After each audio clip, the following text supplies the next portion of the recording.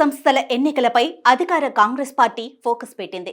త్వరలో పంచాయతీ ఎన్నికలకు నోటిఫికేషన్ రానున్న నేపథ్యంలో కేడర్ను సన్నద్ధం చేసే దిశగా అడుగులు వేస్తోంది. ఎన్నికల్లో విజయానికి ఆదిలాబాద్ జిల్లాను సెంటిమెంట్గా భావిస్తున్న హస్తం పార్టీ స్థానిక సమరానికి సైతం అక్కడ నుంచే శంఖారావం పూరించింది. ఎన్నికల్లో అనుసరించాల్సిన కార్యాచరణపై శ్రేణులకు దిశానిర్దేశం చేసింది. ఆ జిల్లానే హస్తం పార్టీ ఎంచుకోవటానికి కారణాలేంటి? దాని వెనుక ఉన్న సెంటిమెంట్ ఏంటి? Let's watch this story. Adilabad జిల్లాను కాంగ్రెస్ పార్టీ సెంటిమెంట్ గా భావిస్తోందట. గత అసెంబ్లీ ఎన్నికలకు ముందు జిల్లాలోని ఇంద్రవెల్లి అమరవీరుల స్తూపం వేదికగా దళిత గిరిజన దండోరా పేరిట ఎన్నికల ప్రచార కార్యక్రమానికి శ్రీకారం చుట్టారు.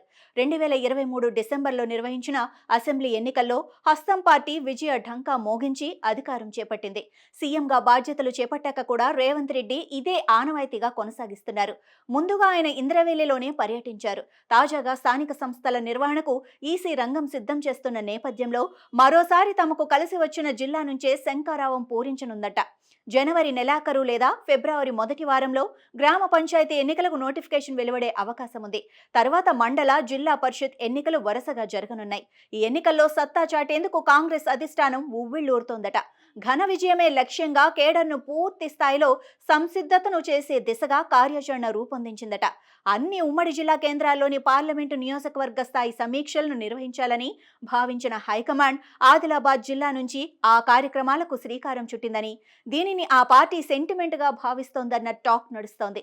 ఆదిలాబాద్ పార్లమెంటు పరిధిలో 7 అసెంబ్లీ నియోజకవర్గాలుంటే అందులో అధికార పార్టీ నుంచి ఎమ్మెల్యే వెడ్మా బొజ్జు పటేల్ ఒక్కరు మాత్రమే ఉన్నారు.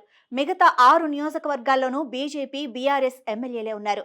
దీంతో తమ సమస్యలను ఆలకించేవారు లేరన్న ఆవేదన కేడర్లో వ్యక్తమవుతోందన్న టాక్ నడుస్తోంది. ఇలాంటి పరిస్థితుల్లో శ్రేణుల్లో జోష్ నింపి ప్రభుత్వం అందిస్తున్న పథకాలతో పాటు త్వరలో అందించనున్న రైతు భరోసా, ఇందిరమ్మ ఇల్లు, కొత్త రేషన్ కార్డులు వంటి వాటిని ప్రజల్లోకి బలంగా తీసుకెళ్లి ఎన్నికలకు సంసిద్ధతను చేసేలా పార్టీ సమావేశాన్ని నిర్వహించింది. ప్రతి గ్రామంలోనూ కాంగ్రెస్ ప్రవేశపెట్టిన పథకాలను ప్రజల్లోకి తీసుకెళ్లే విధంగా చూడాలని కార్యకర్తలకు దిశానిర్దేశం చేస్తున్నారట.